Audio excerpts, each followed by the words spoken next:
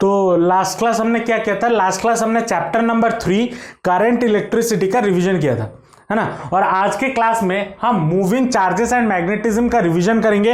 वो देखेंगे जो जो टॉपिक्स आपके एग्जाम में आने वाले हैं, मतलब बोर्ड्स 2022 में आने वाले हैं, चाहे आप आईसीएसई बोर्ड के हो या सीबीएसई बोर्ड के हो। ये जो लेक्चर है या बोल सकते हो ये जो क्लास है आपके लिए बहुत ही फ्रूटफुल रहेगा, क्योंकि इस क्लास में हम सारे इंपॉर्टेंट टॉपिक्स जो जो आपके एग्जाम्स में आ सकते हैं, कहाँ पे एमसीक्यू बन सकता है और कहाँ कहाँ से हमें क्वेश्चन, कौन से फॉर्मूलेज इंपॉर्टेंट है, क्या याद रखना होगा, किसका कॉन्सेप्ट याद रखना होगा, वो सब मैं बताने वाला हूं। तो स्टार्ट करते हैं।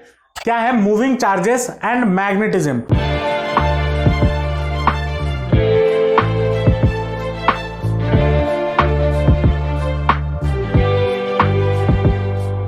मूविंग चार्जेस एंड मैग्नेटिज्म से पहले हम समझेंगे मैग्नेटिक फील्ड क्या होता है। मैग्नेटिक फील्ड का मतलब होता है, अगर आपके पास एक मैग्नेट है, एक मैग्नेट के वजह से उसके चारों ओर जो इफेक्ट गिर रहा होगा उसी को हम बोलते हैं मैग्नेटिक फील्ड। मतलब effect of a magnet around its surroundings, या फिर बोल सकते हो in its surrounding is known as magnetic field. Magnetic field का जो सिंबल होता है हम किस रिप्रेजेंट करते हैं, हम उसको बी से रिप्रेजेंट करते हैं। ये क्या है, ये एक वेक्टर क्वांटिटी है, और इसका जो यूनिट है, इसका यूनिट होता है टेस्ला, या फिर बोल सकते हो ऐसा यूनिट टेस्ला है, और इसको हम टेस्ला को टी से रिप्रेजेंट किया जाता है। उसके बाद ये चीज कहां से आई, या मैग्नेटिज्म जो टॉपिक है ये कहां से निकला, जब एक तार में करंट पास कर रहा था तब ओयस्टर साहब ने ये एक नोटिस किया कि उसके पास जो कॉम्पस, गलती से कॉम्पस रह गया था, जब एक कंडक्टर में करंट पास करता है तब उन्होंने देखा कि कॉम्पस भी डिफ्लेक्ट कर रहा है। अब ये जो कॉम्पस डिफ्लेक्ट कब करता है, जब उसके पास कोई मैग्नेटिक मटेरियल हो। लेकिन जब उन्होंने बहुत सारे एक्सपेरिमेंट्स किए, ऑयस्टर साहब ने एक्सपेरिमेंट किया और उन्होंने ये कंक्लूजन पाया कि एक करंट कैरिंग कंडक्टर या फिर एक कंडक्टर जिसमें करंट पास कर रहा हो उसके वजह से एक मैग्नेटिक फील्ड भी क्रिएट होता है। तो ऑयस्टर साहब का एक्सपेरिमेंट हमने डिटेल क्लास में पूरा अच्छे से समझा था, क्या एक्सपेरिमेंट किए थे, क्या किया था, पूरा समझा था। तो ऑयस्टर साहब या ऑयस्टर्स एक्सपेरिमेंट में जो कंक्लूजन निकला था, कंक्लूजन हमारा क्या निकला था कि करंट कैरिंग कंडक्टर प्रोड्यूसेस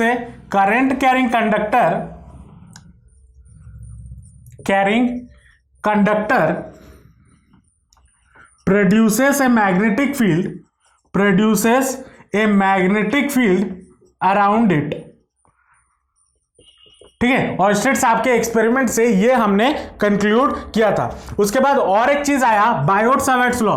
अगर याद हो ये भी इंपॉर्टेंट है बायोट-सावर्ट्स लॉ से हमने क्या निकाला था, बायोट-सावर्ट्स लॉ से अगर मान लो हमारे पास, अगर याद हो हमने कुछ ऐसा वायर लिया था और इसमें से करंट पास करवा रहे थे, मान लो आई, और इधर एक छोटे से इस कंडक्टर के वजह से मान लो इस पॉइंट P पे मैं मैग्नेटिक फील्ड निकालना चाहता हूं, तो उस चीज को बायोट-सावर्ट्स लॉ ने या बायोट-सावर्ट्स साहब ने दिया था। तो कैसे निकाल सकते हैं, dB इज इक्वल टू μ0/4π, ये फॉर्मूला होता था μ0/4π into IDL sin theta divided by R square. ठीक है, और ये साइन थीटा, जो थीटा होता है ये क्या होता है, ये होता है आपका छोटा सा मैग्नेटिक या छोटा सा एलिमेंट जिसको हम डीएल से रिप्रेजेंट करते हैं। इसमें से करंट जा रहा है आई, यहां से डीएल से पी तक दूरी जो था वो था आर, और ये जो थीटा था वो था डीएल और आर के बीच का एंगल थीटा। ठीक है, और ये आपका हो गया क्या, मैग्नेटिक फील्ड। या बायोट-सावर्ट्स लॉ के हिसाब से अगर मैं करंट कैरिंग कंडक्टर के वजह से एक पॉइंट पे मैग्नेटिक फील्ड निकालना चाहूं तो कैसे निकाल सकता हूं, बाय यूजिंग दिस फॉर्मूला। ठीक है, उसके बाद इस म्यू का जो, अच्छा ये तो हो गया हमारा स्केलर फॉर्म। और आज बिकॉज हमने पढ़ा क्या, मैग्नेटिक फील्ड हमारा कैसा क्वांटिटी होता है, वेक्टर फॉर्म। तो इसका वेक्टर फॉर्म भी आता है, क्या है vector form, DB vector is equal to μ0I/4π into DL का vector into R vector divided by R cube. ये कौन सा फॉर्म हो गया? ये बायोट-सावर्ट्स लॉ का वेक्टर फॉर्म हो गया। कौन सा फॉर्म हो गया? Vector form. यहां पे जो म्यू नॉट बाय 4 पाई, या म्यू नॉट का जो वैल्यू है, या बोल सकते हो म्यू नॉट बाय 4 पाई का जो वैल्यू है, mu naught by 4 pi is equal to 10⁻⁻7 tesla ampere inverse into metre. ये उसका वैल्यू होता है। ये वैल्यू भी याद रखना, अगर पेपर में नहीं दिया हुआ है, जनरली पेपर में, क्वेश्चन पेपर में वैल्यूज दिए रहते हैं, अगर नहीं दिया रहता है तो आप इसमें से डायरेक्ट याद रखोगे तो कर सकोगे। ठीक है, ये था आपका बायोट-सावर्ट। अब ये जो म्यू नॉट है, ये क्या खेद की मूली है? इससे पहले हमने क्या पढ़ा था? Epsilon not. एप्सिलॉन नॉट क्या होता था? परमिटिविटी। और यहां पे म्यू नॉट क्या है? म्यू नॉट आपका होता है परमिएबिलिटी। परमिएबिलिटी, अब इसका मतलब क्या है? परमिएबिलिटी, कितना परमिएबल है, कितना पास कर सकता है मैग्नेटिक फील्ड। मतलब अगर एक मीडियम है, उस मीडियम का कितना औकात है कि वो अपने में से कितना मैग्नेटिक फील्ड को जाने दे। उसी को हम रिप्रेजेंट करते हैं मच्छर, नहीं, उसी को हम रिप्रेजेंट मच्छर नहीं करते, उसी को हम रिप्रेजेंट करते हैं म्यू नॉट से। ठीक है, तो म्यू नॉट क्या होता है? परमिएबिलिटी, या फिर बोल सकते हो permeability of free space. Permeability of free space. अब एज बिकॉज ये क्या है? ये एक वेक्टर क्वांटिटी है, तो मैग्नेटिक फील्ड का डायरेक्शन कैसे होगा? तो मैग्नेटिक फील्ड का डायरेक्शन हम निकालेंगे by using right hand thumb rule. तो करंट जिस डायरेक्शन में जा रहा है उस डायरेक्शन में आपका थंब रहेगा, और जिस डायरेक्शन में आपका फिंगर कर्ल हो रहा है वो डायरेक्शन आपको मैग्नेटिक फील्ड का देगा। तो यहां पे अगर करंट ऊपर की तरफ जा रहा है तो मैग्नेटिक फील्ड कहां? टुवर्ड्स द बोर्ड, और उसको हम रिप्रेजेंट करते हैं क्रॉस सिंबल से। ये सब मैं फिर से बता दे रहा हूं। और अगर बोर्ड से बाहर, या फिर बोल सकते हो अगर आप पेपर पे भी कर रहे हो, पेपर के अंदर मतलब क्रॉस, पेपर से बाहर मतलब डॉट। ठीक है, तो जो डायरेक्शन होता है, डायरेक्शन हम कैसे निकाल सकते हैं? डायरेक्शन हम निकाल सकते हैं by right hand palm rule. ठीक है, राइट हैंड पाम रूल से हम मैग्नेटिक फील्ड का डायरेक्शन निकाल सकते हैं। उसके बाद आते हैं magnetic field due to a long wire. Magnetic field, जैसे इलेक्ट्रिक फील्ड निकाल रहे थे, इसके प्रीवियस चैप्टर्स में इलेक्ट्रिक फील्ड जैसे निकाल रहे थे, वैसे ही मैग्नेटिक फील्ड भी निकालना है। तो magnetic field due to a long wire. अब लॉन्ग वायर में बहुत सारे डेफिनेशन हो जाते हैं, बोल सकते हो। मैं इसके अंडर ही दोनों बता देता हूं। पहले में हम बात करते हैं इनफाइनाइट वायर के लिए। फाइनाइट वायर, फाइनाइट वायर के लिए जो मैग्नेटिक फील्ड होता है, मैग्नेटिक फील्ड आपका B इक्वल टू कितना हो जाएगा? B will be equal to mu naught I by 4 pi into A into sine phi 1 plus sine phi 2। ये आपका जनरल फॉर्मूला होता है फॉर ए क्या? For a finite wire. इसका मतलब क्या हो गया कि अगर मान लो वायर ऐसा है, इसका लेंथ आपको पता है, इस पॉइंट पे मान लो P पॉइंट पे आपको मैग्नेटिक फील्ड निकालना है। ऐसा तो नहीं है कि P हमेशा मिड पॉइंट में रहेगा, ये कहीं पे भी रह सकता है। तो इसीलिए, और ये जो एंगल होगा, ये एंगल फाई 1 ये वाला होगा, और ये वाला होगा आपका फाई 2। ये एंगल पे डिपेंड करता है, मतलब एंगल है। और करंट जो इसमें से पास कर रहा होगा I, और 4 पाई A आपका क्या हो गया? ये दूरी। ठीक है, यहां से P पॉइंट तक जो परपेंडिकुलर डिस्टेंस है वो है आपका A। ठीक है, ये हो गया फाइनाइट वायर के लिए। अब अगर इसी में से हम इनफाइनाइट वायर का निकालना चाहें, इनफाइनाइट वायर के लिए निकालना चाहें, तो क्या हो जाएगा? मेरा जो फाई 1 और फाई 2 है उसका वैल्यू हो जाएगा 90 डिग्री। तो इनफाइनाइट वायर के लिए फाई 1 इज इक्वल टू क्या हो जाएगा? Phi 2 which is equal to 90 degree. तो मैग्नेटिक फील्ड मेरा कितना हो जाएगा? साइन 90 कितना होता है? साइन 90 होता है 1, तो कितना हो जाएगा? 1 + 1 2, तो 2 और 4 गेट्स कैंसिल, तो बचेगा कितना? Mu naught I by 2 pi A। ये हो गया किसके लिए? ये हो गया आपका इनफाइनाइट वायर के लिए। अब इसी में भी केस डाल देगा। मान लो एक एंड, मतलब बीच में एक एंड वो क्या है? इनफाइनाइट है। अगर एक एंड इनफाइनाइट हो गया तो क्या हो जाएगा? मान लो कोई भी एंड, अगर पहला वाला ये वाला है इनफाइनाइट, इस तरफ अगर इनफाइनाइट है तो फाई 1 हो गया 90, और अगर इस तरफ इनफाइनाइट है तो फाई 2 हो गया 90। कुछ भी करके डाल सकते हो। तो अगर ये जनरल फॉर्मूला याद है तो आप कहीं से भी निकाल सकते हो। अब देखो इसको निकालने का, magnetic field due to a long wire, अगर हमारे पास डेरिवेशन, अगर एग्जाम में हमारा डेरिवेशन आता रहता तो यहां पे दो तरीके से हम निकाल सकते थे। एक तो ये वाला तरीका जो मैंने बताया, दूसरा आता है आपका एम्पियर सर्किटल लॉ इस्तेमाल करके। लेकिन आज बिकॉज डेरिवेशन इस्तेमाल नहीं करना है तो हम बेसिकली इसी को यूज करके कैलकुलेट कर सकते हैं या इसी को इस्तेमाल करके सॉल्व कर सकते हैं। ठीक है, हालांकि हम एम्पियर सर्किटल लॉ क्या होता है उसके बारे में भी जाएंगे आगे, लेकिन ये मैं बता दे रहा हूं, अगर डेरिवेशन होता है तो हम एम्पियर सर्किटल लॉ का इस्तेमाल करते। ठीक है, वो आसान पड़ता है। चलो उसके बाद नेक्स्ट जो आता है वो है magnetic field due to a current carrying loop. Current carrying loop.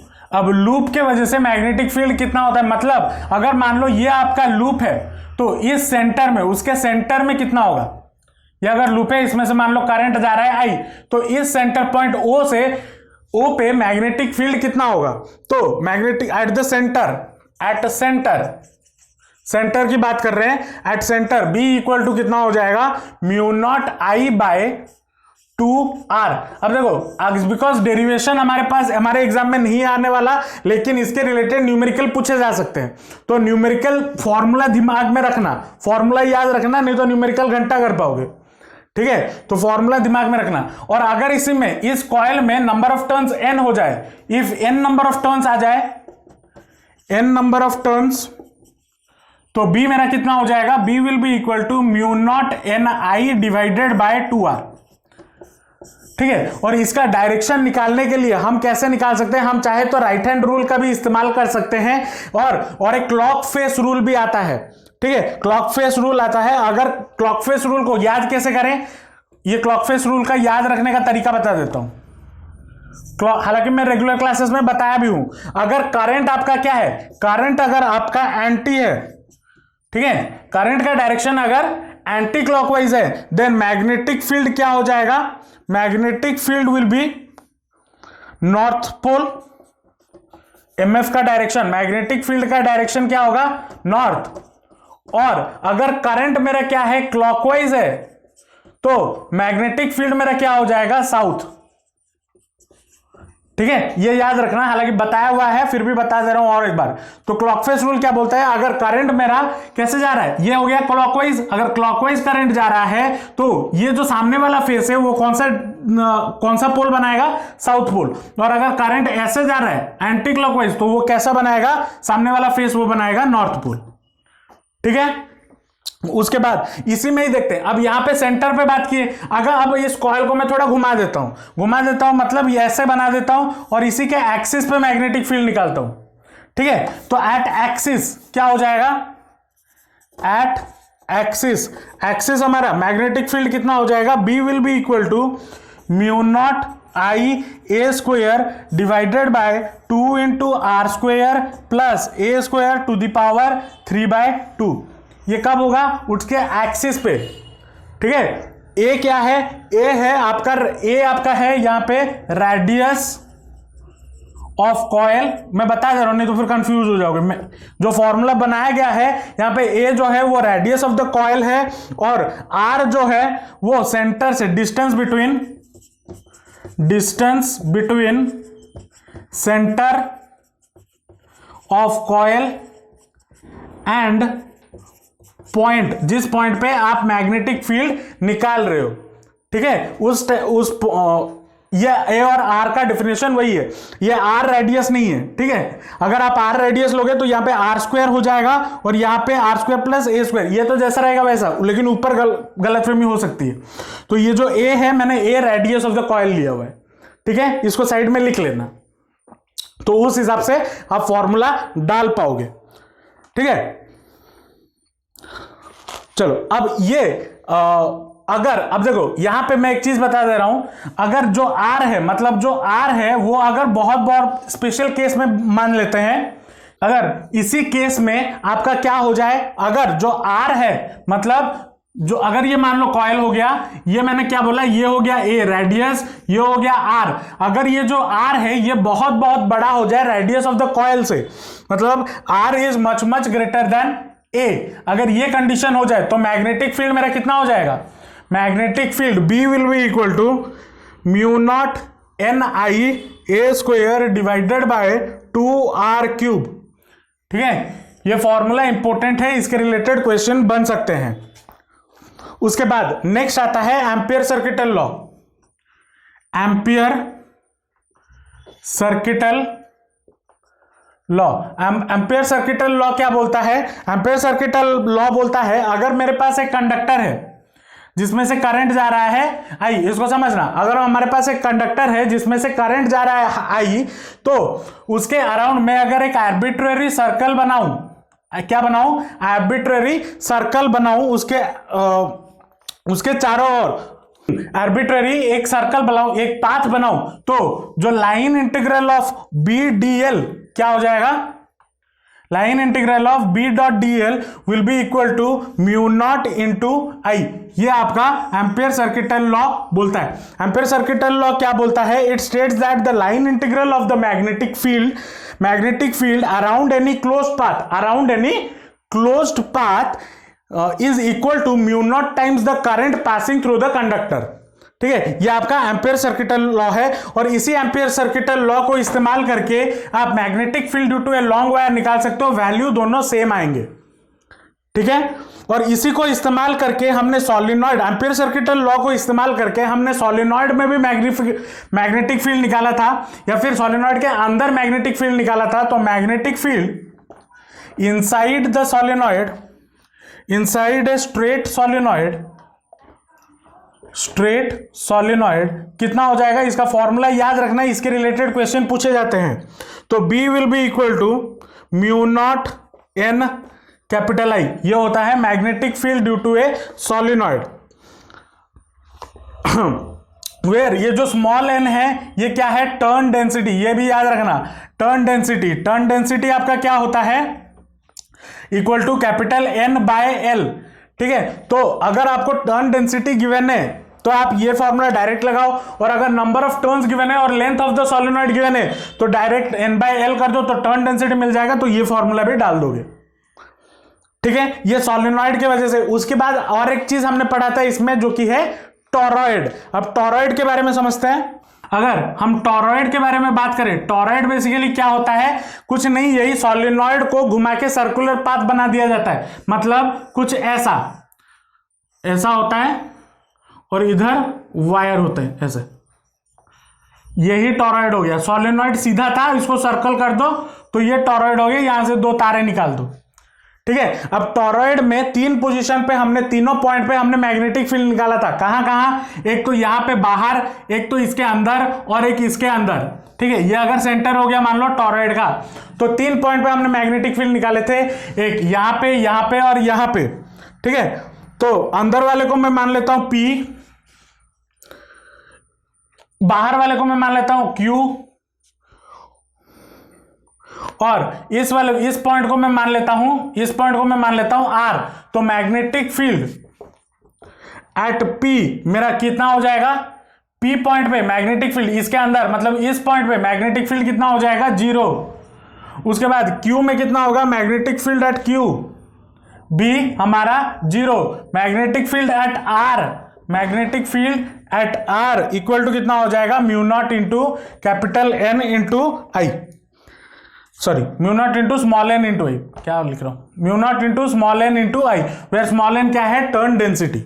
ठीक है, तो अलग अलग पोजीशन पे इधर बाहर। अब इसको कैसे याद रखें, पूरा अंदर हो मैग्नेटिक फील्ड 0, पूरा बाहर हो मैग्नेटिक फील्ड 0, ऊपर टॉरॉइड के ऊपर मैग्नेटिक फील्ड हमारा कितना होता है, म्यू नॉट एन आई, और ये म्यू नॉट एन आई और सॉलिनॉइड की वजह से जो मैग्नेटिक फील्ड है दोनों का वैल्यू सेम है, तो याद रखने में कोई लोचा भी नहीं होना चाहिए। ठीक है, तो ये कहानी था टॉरॉइड की वजह से। उसके बाद आते हैं फोर्स कितना लगेगा, मतलब अगर एक करंट या चार्ज है वो अगर मैग्नेटिक फील्ड में मूव कर रहा है, एक्सटर्नल मैग्नेटिक फील्ड पे मूव कर रहा है, तो वो एक फोर्स एक्सपीरियंस करता है। ठीक है, और उस फोर्स को हम बोलते हैं मैग्नेटिक लॉरेंज फोर्स। क्या बोलते हैं? Magnetic Lorentz force.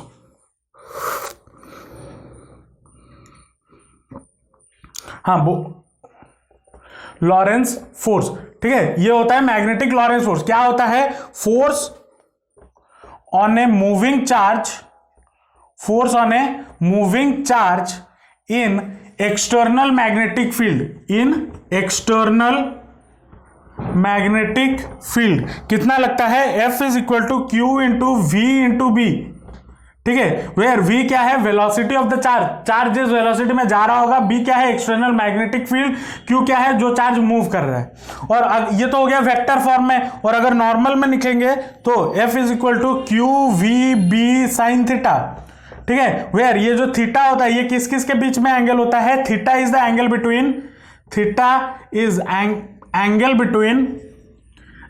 Between velocity and magnetic field, इन दोनों के बीच का एंगल होता है थीटा, ठीक है। और जो डायरेक्शन होगा वो कैसे निकालेंगे? By using Fleming's left hand rule. अगर याद हो, फादर मदर चाइल्ड, ठीक है। तो डायरेक्शन ऑफ द, मतलब किस डायरेक्शन में फोर्स लगेगा, फोर्स को डायरेक्शन निकालने के लिए हम किसका इस्तेमाल करेंगे? Fleming's left hand rule. तो डायरेक्शन ऑफ फोर्स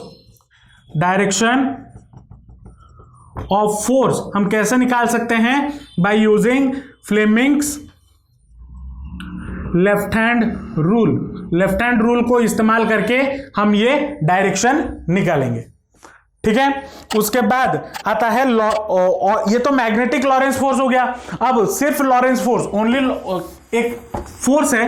अब देखो, जाहिर सी बात है, अगर चार्ज मूव कर रहा है तो उसके वजह से एक इलेक्ट्रिक फील्ड, या चार्ज के वजह से अपने उस चार्ज की वजह से एक इलेक्ट्रिक फील्ड भी क्रिएट हो रहा होगा, और ऊपर से एक मैग्नेटिक फील्ड भी है। तो टोटल नेट फोर्स उस चार्ज पे कितना लग रहा होगा? तो नेट फोर्स को हम बोलते हैं लॉरेंज फोर्स, ठीक है। लॉरेंज फोर्स क्या है? लॉरेंज फोर्स बेसिकली क्या है? Electric force due to electric field and force due to magnetic field on the moving charge. तो कितना, तो जो लॉरेंज फोर्स है FL इज इक्वल टू, या F बोल सकते हो, कितना होता है? FE plus FM। तो force on a charge due to electric field कितना होता है? Q इंटू E, ये हमने पढ़ा हुआ है, plus force due to magnetic field कितना होगा? अभी हमने पढ़ा, कितना होता है? Q into V into B, V cross B, ये होता है ना मैग्नेटिक फील्ड की वजह से। तो that will be equal to Q into E plus V cross B। ये होता है आपका लॉरेंज फोर्स का डेफिनेशन, या लॉरेंज फोर्स, ठीक है। अगर आपको इसके रिलेटेड भी न्यूमेरिकल पूछ दे कि amount of force on a moving charge निकालो, तो अगर आपको वहां पे इलेक्ट्रिक फील्ड गिवन है तो आपको लॉरेंज फोर्स ही निकालना है, ठीक है। अगर इलेक्ट्रिक फील्ड गिवन नहीं है तो आप यहां पे मैग्नेटिक लॉरेंज फोर्स निकालोगे, ठीक है। उसके बाद और एक, अच्छा पहले इतना लिखो। जो नेक्स्ट टॉपिक है वो है motion of a charge particle in an uniform magnetic field। अब ये टॉपिक आपका इंपॉर्टेंट है। मान लो आपके पास एक मैग्नेटिक फील्ड है एक्सटर्नल, मान लो कुछ इस तरह, ठीक है। मान लो एक चार्ज इसके अंदर ऐसे घूम रहा है, ठीक है। हालांकि क्यों सर्कुलर पाथ में घूमता है ये आपको समझाया गया हुआ है। तो अगर एक चार्ज, मान लो Q चार्ज यहां पे है जो सर्कुलर पाथ में घूम रहा है, और इसका वेलोसिटी मान लो V है, ये हो गया मान लो उसका सेंटर जिसके अराउंड ये सर्कुलर पाथ में घूम रहा है, मान लो ये हो गया उसका रेडियस, ठीक है। जो मैग्नेटिक फील्ड है मान लो ये हो गया B, और ये चार्ज जो फोर्स डाल रहा है वो अंदर की तरफ डाल रहा है, मान लो F फोर्स डाल रहा है, ठीक है। तो पहला चीज, ये जो रेडियस होगा, या कितने रेडियस में, या कितना बड़ा रेडियस बनाएगा ये जो घूम रहा है, उसका रेडियस कितना होगा। तो पहला चीज रेडियस या R इज इक्वल टू कितना हो जाएगा? mv by QB. ये कहां से मैंने निकाला? सेंट्रीपिटल फोर्स से, ठीक है। Centripetal force mv²/r equal to QVB ये होना चाहिए, तभी तो जाके ये सर्कुलर पाथ में घूम पाएगा। तो वहां से मैंने निकाला r जो रेडियस होगा ऑफ द चार्ज जो घूम रहा है सर्कुलर पाथ में वो कितना हो जाएगा mv/QB। उसके बाद time period t, time period of revolution मतलब कितना टाइम लेगा एक चार्ज को एक कंप्लीट रिवॉल्यूशन करने में। तो time period t equal to कितना हो जाएगा 2πr distance by velocity 2πr/v which is also equal to 2πm/QB। ठीक है। उसके बाद नेक्स्ट आता है फ्रीक्वेंसी ऑफ रिवॉल्यूशन।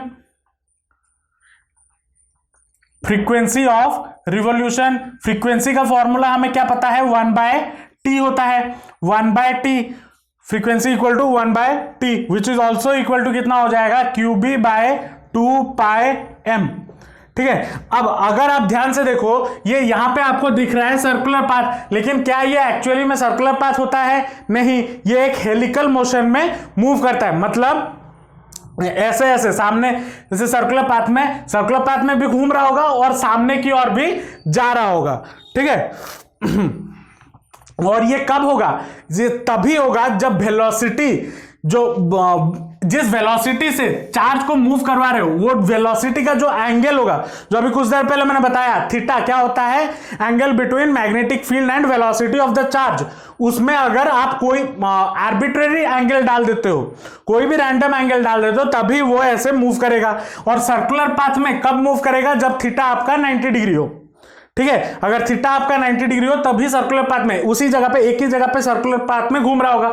लेकिन अगर आप किसी दूसरे एंगल में उसको छोड़ते हो तो वो कैसे मूव करेगा? ऐसे घूमते घूमते आगे की ओर मूव करता हुआ जाएगा। ठीक है। तो अगर यहां पे मैं चौथा चीज लिख देता हूं for arbitrary angle of v, तो जो मोशन होगा वो कैसा होगा? जो मोशन होगा वो कुछ ऐसा होगा। ठीक है। वो कुछ ऐसा होगा। तो यहां पे इसका जो रेडियस होगा, अब देखो यहां पे ये दो पार्ट में टूट जाएगा क्योंकि वेलोसिटी को मैंने रैंडम एंगल पे डाला हुआ है। तो वेलोसिटी दो प्रकार के होंगे, एक होगा v परपेंडिकुलर और एक होगा v पैरेलल। तो v परपेंडिकुलर मेरा कितना हो जाएगा v साइन थीटा। मान लो ये वाला एंगल है, ये देखो ये जो एंगल है ये थीटा है। ठीक है। और v पैरेलल मेरा कितना हो जाएगा v cos थीटा। ठीक है। तो r मेरा कितना हो जाएगा r will be equal to mv perpendicular by QB which is also equal to mv sine theta divided by QB। ठीक है। वैसे ही टाइम पीरियड में भी t के जगह पे भी यहां पे परपेंडिकुलर के जो वेलोसिटी है v, यहां पे v परपेंडिकुलर लग जाएगा। मतलब time period will be equal to 2πr divided by v perpendicular. v perpendicular कितना है v sine theta which is equal to 2πr by v sine theta. ये हो जाएगा। ठीक है। और इसी को अगर आप सॉल्व करते हो, हाँ यही होगा टाइम पीरियड। उसके बाद आपको यहां पे और एक नया चीज देखने को मिलेगा। क्या है? और एक नया चीज क्या देखने को मिलेगा? पिच क्या होता है? ये डिस्टेंस। ठीक है। इसको हम पिच बोलते हैं। तो पिच आपको कितना देखने को मिलेगा? Pitch will be equal to v parallel into total time period. ये हो जाएगा v पैरेलल कितना है v cos theta into 2πr divided by v sine theta. ठीक है। तो ये आ जाएगा आपका motion of a charge particle in uniform magnetic field. सारा केसेस बता दिया। ये वाला जो केसेस है ये कब होगा? जब थीटा आपका 90 डिग्री होगा। ठीक है। और अगर कोई आर्बिट्रेरी एंगल है तो ये वाला केसेस होगा। ठीक है। तो एग्जाम में जिस हिसाब से पूछा जाए उस हिसाब से ऑप्शंस को टिक करना। ये टॉपिक मोस्ट इंपोर्टेंट है, इसमें से क्वेश्चन आने के चांसेस बहुत संभावना बहुत ज्यादा होता है क्योंकि ये फॉर्मूले बेसिकली इंपॉर्टेंट होते हैं सारे फॉर्मूले। ठीक है। तो कॉन्सेप्ट क्लैरिटी रखना। हालांकि इसको डिटेल वीडियो क्लासेस में मैंने अच्छे से समझाया हुआ है, तो अगर याद नहीं है तो एक बार वीडियो भी देख लेना। ठीक है। उसके बाद नेक्स्ट चीज आता है force on A current carrying conductor in magnetic field. मान लो एक कंडक्टर है जिसमें से करंट जा रहा है, ठीक है, और उसी को मैं मैग्नेटिक फील्ड में उठा के डाल दूं तो उस पर कितना फोर्स लगेगा? तो force on A current carrying conductor on A CCC current carrying conductor in magnetic field, मैं शॉर्टकट में लिख रहा हूं क्योंकि टाइम बचेगा, जल्दी जल्दी रिवाइज कर पाएंगे। तो F इक्वल टू कितना हो जाएगा? I into L cross B, या फिर F is equal to also होता है F वेक्टर, यहां पे हो जाएगा F is also equal to ILB sine theta. ठीक है, ये वाला फोर्स लगता है अगर एक करंट कैरिंग कंडक्टर को मैं मैग्नेटिक फील्ड के अंदर रखता हूं। ये फोर्स किस पे लगता है? कंडक्टर पे लगता है। तो फोर्स या थीटा मेरा कितना हो जाएगा? थीटा क्या होता है? Theta is the angle between magnetic field and current. मतलब अगर मैग्नेटिक फील्ड ऐसा, मान लो मैग्नेटिक फील्ड ऐसे जा रहा है और करंट ऐसे जा रहा है, तो हर बहुत सारे अलग अलग पॉसिबिलिटीज हो सकते हैं। तो ये जो थीटा है ये किसके बीच का एंगल है? मैग्नेटिक फील्ड और करंट के बीच का एंगल है। उसके बाद और एक पॉपुलर या इंपॉर्टेंट चीज हमने पढ़ा हुआ था, अगर दो करंट कैरिंग कंडक्टर को मैं पास पास रखूं और अगर करंट सेम डायरेक्शन में जा रहा है या फिर ऑपोजिट डायरेक्शन में जा रहा है, तब फोर्स कैसा लगेगा? तो फोर्स हमारा फोर्स पर यूनिट लेंथ, या इसको बोल सकते हो force between two parallel current carrying conductor, two parallel current carrying conductor, ये कितना हो जाएगा? F is equal to force, ये जो F है ना, ये F क्या है? Force per unit length, force per unit length, ठीक है, that is also equal to F by L which is also equal to mu naught into I1 into I2 divided by 2 pi R। ठीक है, यहां पे क्या चीज याद रखना है? अगर सेम करंट का डायरेक्शन हो, डायरेक्शन ऑफ करंट अगर क्या हो? सेम हो, तो दोनों कंडक्टर क्या होंगे? अट्रैक्ट होंगे। क्या होंगे? अट्रैक्ट होंगे। और अगर डायरेक्शन ऑफ करंट क्या हो? ऑपोजिट हो। क्या हो? ऑपोजिट हो, तो वो दोनों कंडक्टर क्या होंगे? रिपेल होंगे। ये इंपॉर्टेंट है, इसके रिलेटेड क्वेश्चन पूछे जा सकते हैं। ठीक है, पहले भी पूछे गए हैं, हो सकता है इस बार भी एग्जाम में आपको पूछ ले, तो ये भी याद रखना। ठीक है, अगर करंट का डायरेक्शन सेम है तो वो अट्रैक्ट करेगा, और अगर करंट का डायरेक्शन ऑपोजिट है तो वो रिपेल करेगा। नेक्स्ट चीज जो आता है, अगर मान लो एक करंट कैरिंग लूप को मैं एक्सटर्नल मैग्नेटिक फील्ड में रख दूं तो वो कितना टॉर्क एक्सपीरियंस करेगा? टॉर्क एक्सपीरियंस्ड बाय ए करंट कैरिंग लूप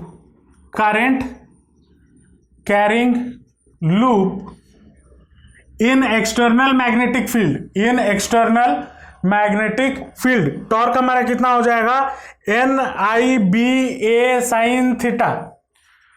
ठीक है, ये फॉर्मूला होता है। और यहां पे एक टर्म भी आता है मैग्नेटिक मोमेंट, M, इसको हम क्या बोलते हैं? Magnetic moment. जैसे डाइपोल मोमेंट होता था वैसे ही मैग्नेटिक मोमेंट भी होता है, मैग्नेटिक मोमेंट, और इसका वैल्यू कितना है? NIA के बराबर।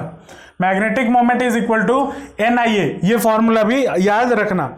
और अगर इसको आप वेक्टर फॉर्म में लिखना चाहते हो तो टॉर्क इज इक्वल टू कितना हो जाएगा?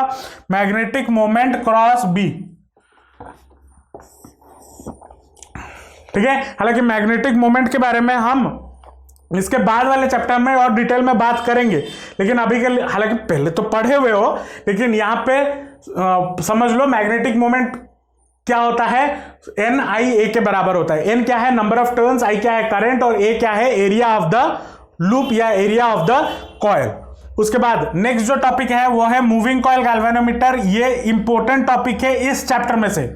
ठीक है, जब इसमें से जो डिस्क्रिप्टिव क्वेश्चंस आते थे तो ये एक इंपॉर्टेंट क्वेश्चन माना जाता था, और एज बिकॉज MCQ आ रहे हैं तब भी ये एक इंपॉर्टेंट टॉपिक है, क्योंकि इसमें से बहुत अच्छे MCQs बन सकते हैं। तो मूविंग कॉइल गैल्वेनोमीटर, ठीक है, तो इसमें से हर छोटा छोटा चीज को ध्यान में रखना, ताकि MCQ कहीं से भी डाल सकता है। ठीक है। मूविंग कॉइल गैल्वेनोमीटर ये किस लिए इस्तेमाल होता है, गैल्वेनोमीटर का इस्तेमाल क्यों होता है, ताकि मैं बहुत छोटे अमाउंट ऑफ करंट का डिटेक्ट कर पाऊं या डिटेक्शन कर पाऊं और उस करंट का डायरेक्शन निकाल पाऊं।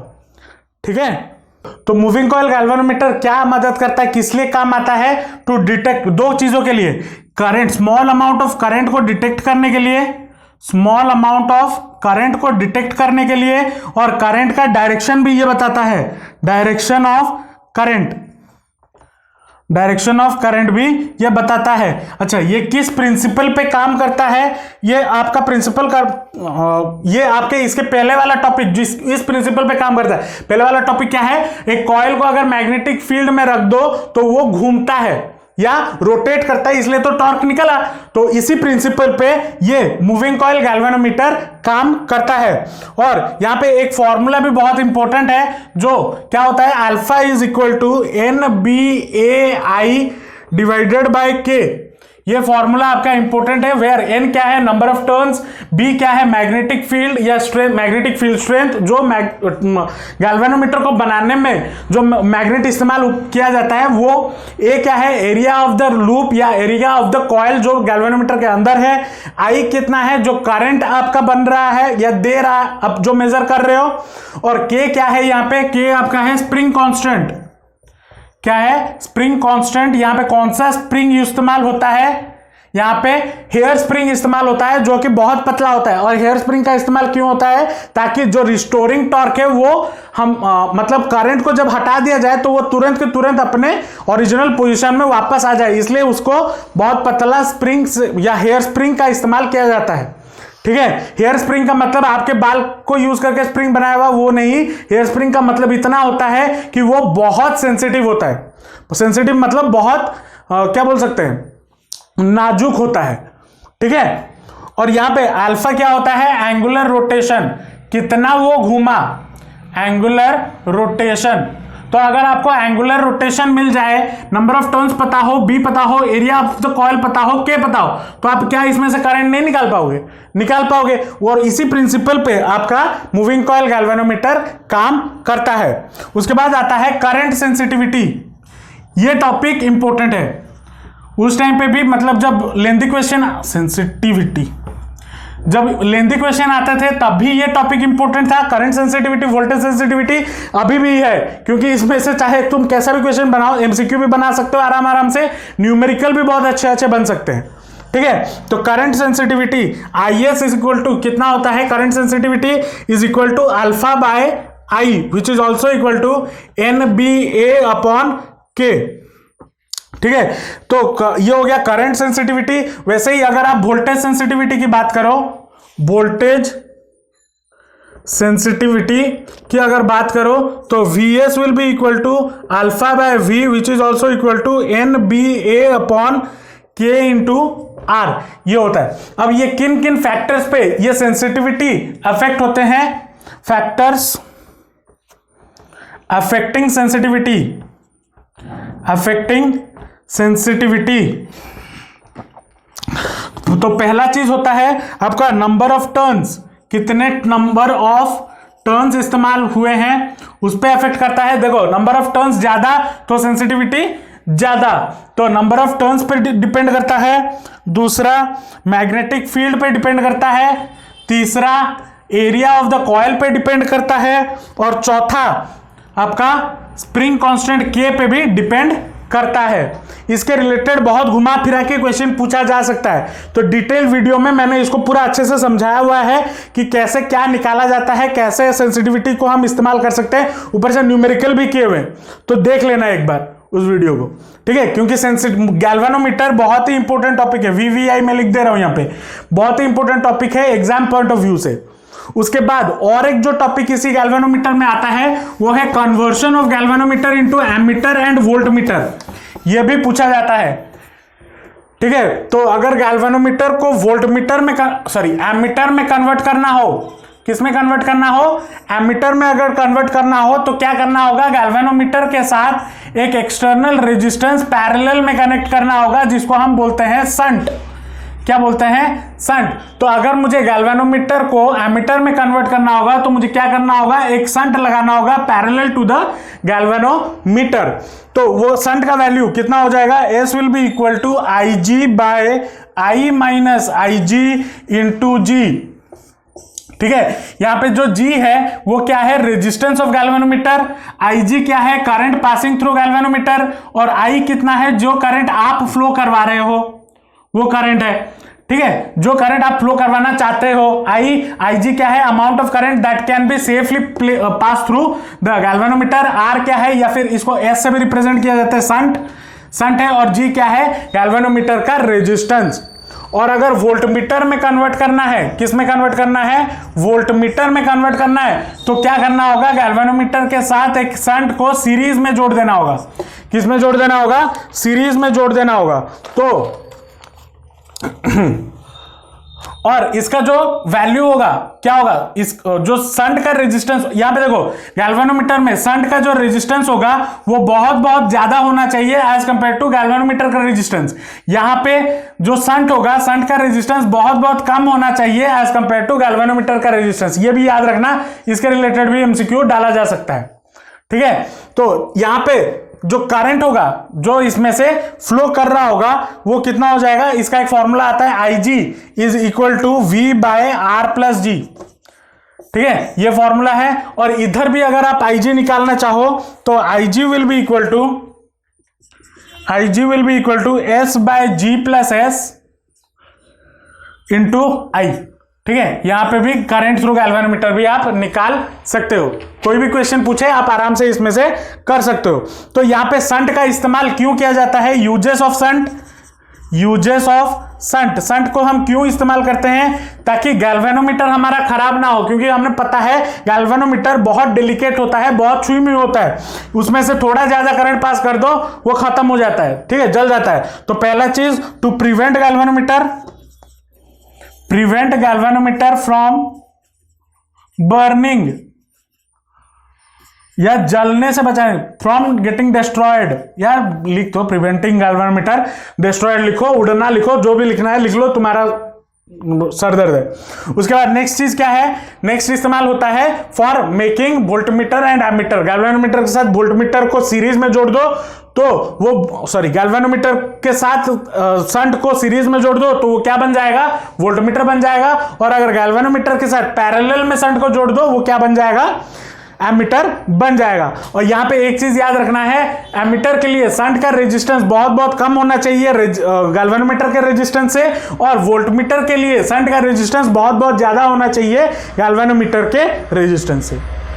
तो इसी के साथ आपका चैप्टर नंबर 4 में जो जो इंपॉर्टेंट टॉपिक है, जो जो सारा टॉपिक्स आपके 2022 बोर्ड्स में आने वाले हैं वो हमने डिस्कस कर लिया, सारा फॉर्मूला बता दिया, जो जो इंपॉर्टेंट है वो भी बता दिया।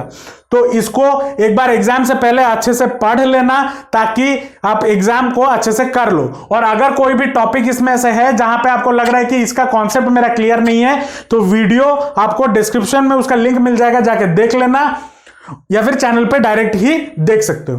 ठीक है, आज के लिए इतना ही रखते हैं, मिलते हैं नेक्स्ट क्लास। होप आपको आज का क्लास समझ में आया होगा, जो भी सारा टॉपिक्स है वो आप क्लियर हो गए होंगे कि एग्जाम में क्या क्या आने वाले हैं। अगर आपका कोई भी डाउट है, कोई भी फीडबैक है तो नीचे कमेंट सेक्शन में जरूर बताना। अगर वीडियो अच्छा लगा तो अपने दोस्तों के साथ शेयर जरूर करना और वीडियो को लाइक जरूर कर देना। तो मिलते हैं नेक्स्ट वीडियो में, till then all the best, जमकर पढ़ाई करते रहिए and thanks for watching the video. और हाँ, जाते जाते चैनल को सब्सक्राइब भी कर लेना।